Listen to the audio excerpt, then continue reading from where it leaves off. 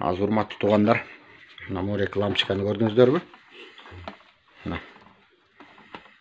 Азыр какемдин касиетин көрсөтөм. Каке, касиеттүү кишисиз, а? Сотканы таппайт. Сотканы койтур, мына мону тартып атам. Могу лампочканы карма кой. Могу лампочканы тогу жок күйгүзүп коюңузчу. Немесин? Мына күйгүзүп коюңузчу. Мына жакында өчүр. Мына Күйгүз. Аны немеси бар? Ана касиеттүү кишилердин касиети. Сотканы таппайт эмне? Ассаламу алейкум, урматтуу кыргызстандыктар. Урматтуу биздин оштук, баткендик бир туугандар.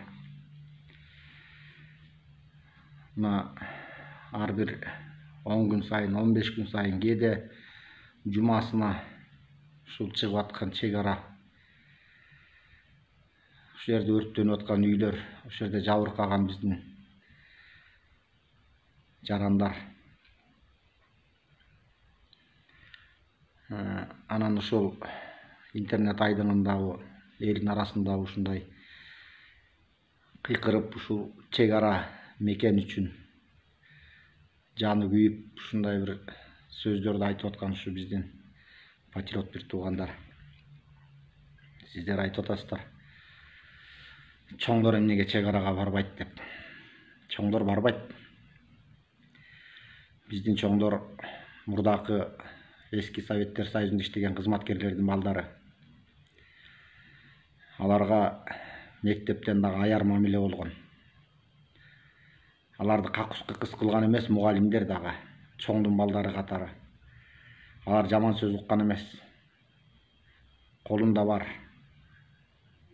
Кийген кийими өйдөрөп, жеген тамагы жакшы, курсагы ток чоңойгондор. Булар элдин маселесин эч качан билбейт, урматтуу туугандар.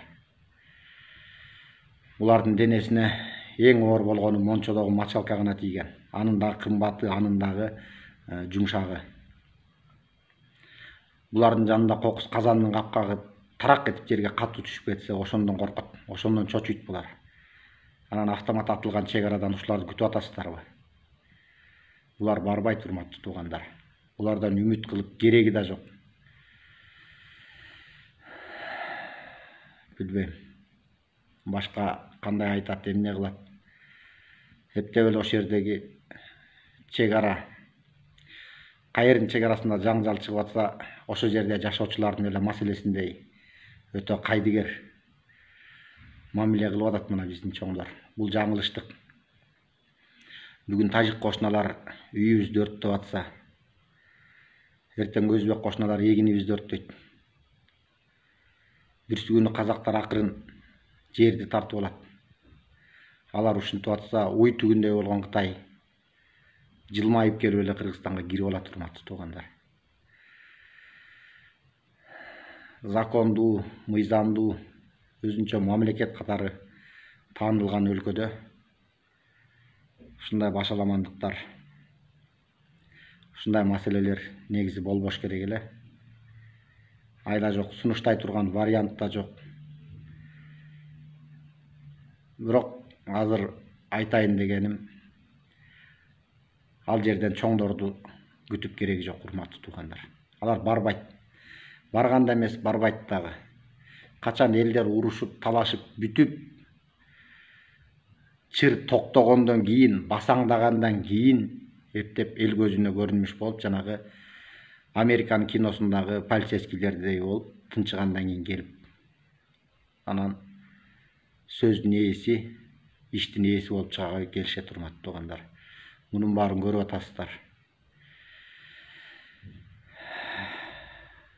Кыскасы, алардан үмүт дагы, алардан пайда дагы жок. Айтарым болгону ушул.